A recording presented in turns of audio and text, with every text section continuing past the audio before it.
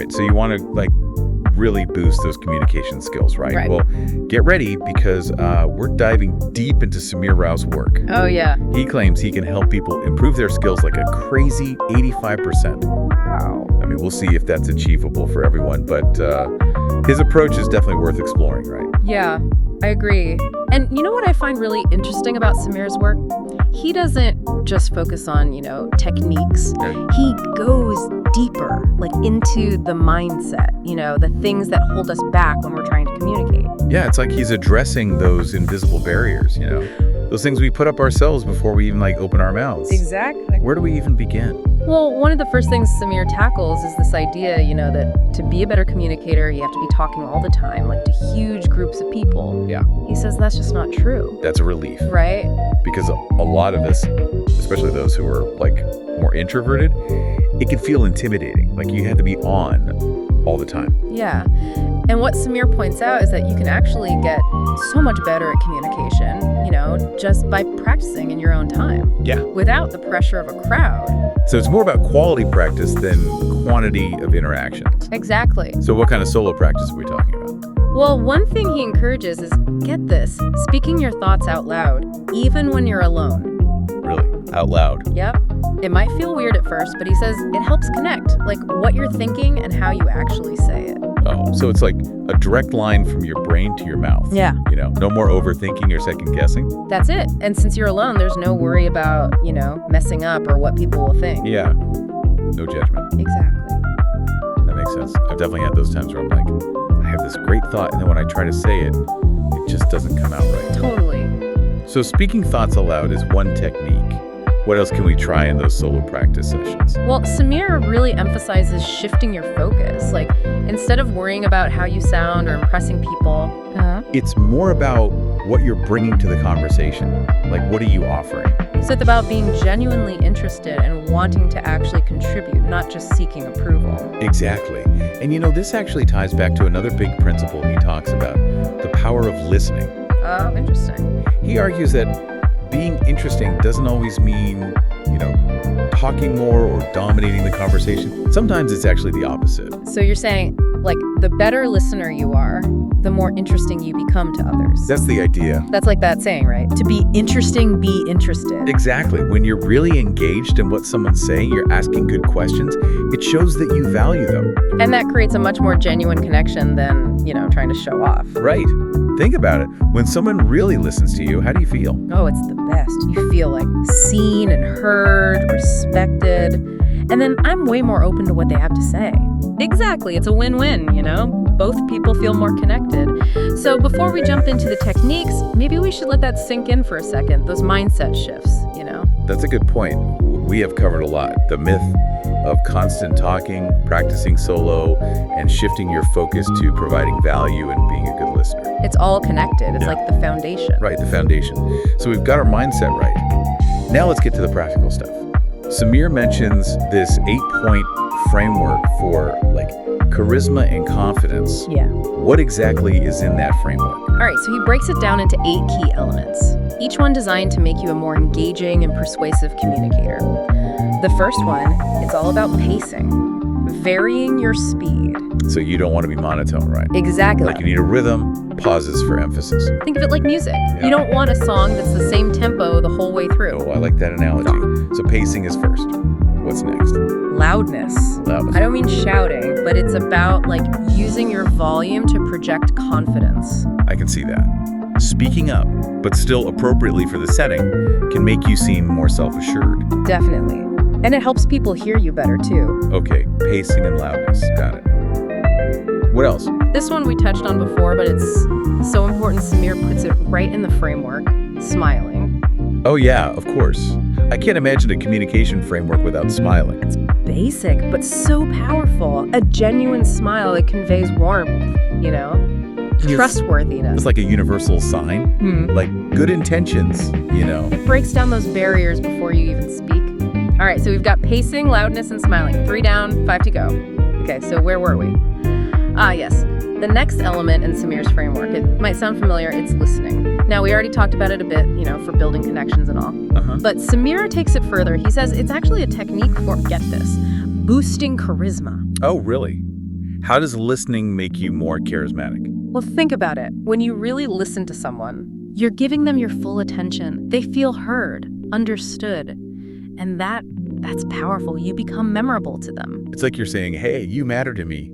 So much better than someone who's just waiting for their turn to talk. Exactly. It's focusing on them, asking those good questions, showing your interest in what they have to say. I like that. It's less about, self-promotion and more about genuine connection. Okay, so listening is number 4. What's next in this charisma framework? Okay, so this one is about how you respond.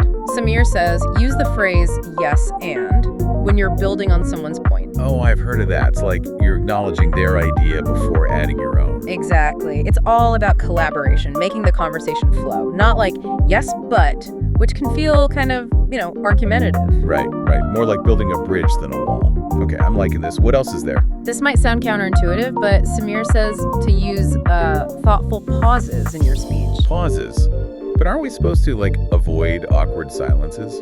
It's not about that. It's about creating intrigue, letting your message sink in, A good pause can really emphasize a point. Oh, like a dramatic pause in a movie. Keep you on the edge of your seat. Yeah. I can see that for speech, but what about just casual conversation? It works there too. Even in everyday conversations, pauses give you time to think and let the other person process what you said. So you don't just rush through your ideas. Right. Okay, so that was thoughtful pauses. Number 7 is about using a lower pitch when you're sharing personal stories. Lower pitch. Is that about, creating intimacy? Vulnerability? That's it. Lower pitch, it conveys warmth, makes the listener feel closer to you and your story. It's subtle, but I bet it makes the difference. Okay, so we've got 7. What's the last element? All right, last but not least, using hand gestures and facial expressions. Of course. Our body language says so much, even when we're not talking. Right. A smile, eye contact, natural hand movements, it all makes you more engaging. But the opposite is true too, Stiff posture, lack of eye contact, that can make you seem less confident. It's like matching your body language to your words. Yeah. Makes you more authentic. Exactly. So that's the 8-point framework. But remember, techniques are just part of it. We have to think about the context, the culture, who we're talking to. That's a good point. What we find charismatic here might not be the same somewhere else. So how do we navigate that? Awareness is key. Being mindful of different cultures, and understanding that our way isn't the only way or even the best way in every situation. Stepping outside our own bubble and learning from others. Exactly. And a big part of that is, you guessed it, listening. Not just to the words, but how they're said, facial expressions, body language, it all matters. And if we're not sure, it's better to ask than to assume, right? Absolutely. Humility goes a long way. So it's a constant learning process, right? Being flexible, adjusting how we communicate depending on who we're with. Finding that balance between being ourselves, but also being respectful. So let's talk more about this nonverbal communication. It seems really powerful. Oh, yeah. Studies show that, up to 93% of the meaning we convey is actually nonverbal. It's incredible. 93%. Whoa. So even if we choose our words carefully, our body language could be saying something totally different. Totally. Imagine you're giving a presentation. You know all the facts, the data, but you're slouching, not making eye contact, fidgeting. You'd look unsure of yourself, even if you knew the material perfectly. Exactly, but stand tall, make eye contact, use your hands, you'll project confidence even if you're nervous inside. And it's not just presentations, right? In everyday life, are you making eye contact when someone's talking to you? Smiling, nodding, it all adds up. It's like saying, I'm here, I'm listening. It creates a much more open and welcoming feeling, but how do we even notice our own body language, let alone change it? Right, it's hard to be aware of. Mindfulness is key. Paying attention to your posture, your hands, your facial expressions. You can even practice in a mirror, or record yourself to see how you come across. And then make a choice. If you want to seem confident and friendly, check your posture, your smile, your eye contact. Exactly. It becomes more natural over time. But it's not just about us, We have to pay attention to other people's nonverbal cues too. Like becoming a body language detective. Are they leaning in, arms crossed, eyes glazed over? It all tells a story. Exactly. And the more we practice, the better we get at reading those signals and using them to connect better. This has been fascinating. It's amazing how much we communicate without even realizing it, just through our body language. It really is, and something we can all get better at. But before we move on, I wanted to circle back to something Samir talked about, the art of storytelling. Oh, right, yeah. It's such a powerful way to connect, to share information, make things memorable.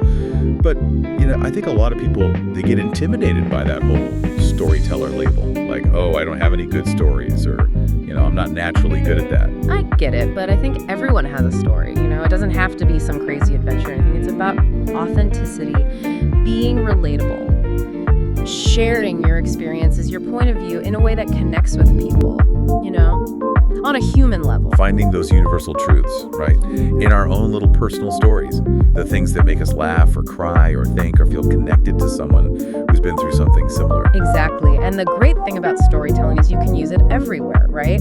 From casual conversations to big presentations, writing, speaking, even in our relationships. Think about it. How often do you use stories with your friends and family? All the time. Like telling them about your day, or reminiscing about old times, or even like making up a scenario to explain something. It's how we make sense of the world, right? And share that understanding with others, build relationships, create empathy. It's how we pass down wisdom, through generations. And when we really tap into that power intentionally, it can take our communication to a whole new level, engaging people emotionally, making our message stick. So how do we get better at it? Are there any techniques or tips for crafting a good story? Definitely. One of the most important things is structure.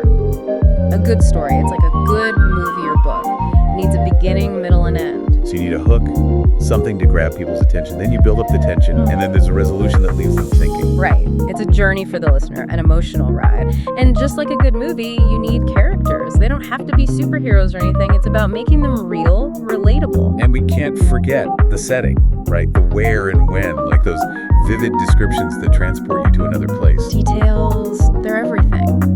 But beyond all that, a good story, it needs a point, a takeaway message, a new perspective, something to think about. It's not just entertainment. It's about communicating something that matters. Exactly. And when you combine those structural elements with genuine emotion, vulnerability, passion, your stories become really powerful. So it's not just what you say, it's how you say it. Being real, letting your emotions show, making that heart-to-heart connection. Exactly. And like anything, it takes practice. The more you share your stories, the more comfortable you get.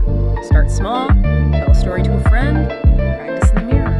Maybe even record yourself and listen back. And as you get more confident, you can start sharing with bigger audiences. Who knows, you might inspire others to share their stories. It's a ripple effect, That's the magic of storytelling, right? Connecting us, inspiring us, reminding us we're not alone. Well said. We've covered so much ground in this deep dive, From Samir's framework to listening to cultural nuances, body language, storytelling. So many tools to help us communicate better. And while we've learned so much from Samir, I think it's important to remember that communication, it's a journey, not like a destination, It's always evolving, right? We're always learning, experimenting, getting better based on our experiences. And most importantly, being ourselves, letting our own voices and stories shine through. Because when we communicate authentically, our message is stronger, our connections are deeper, we make a real impact. Beautifully said. So, to our listener, as you keep exploring communication, be kind to yourself, be patient, keep learning. And most importantly, have fun. Communication, it's a powerful tool, but it's also a form of art. So go out there, share your stories, have those great conversations, and let your voice be heard. That's a wrap. Until next time, keep diving deep and keep those conversations flowing. Absolutely.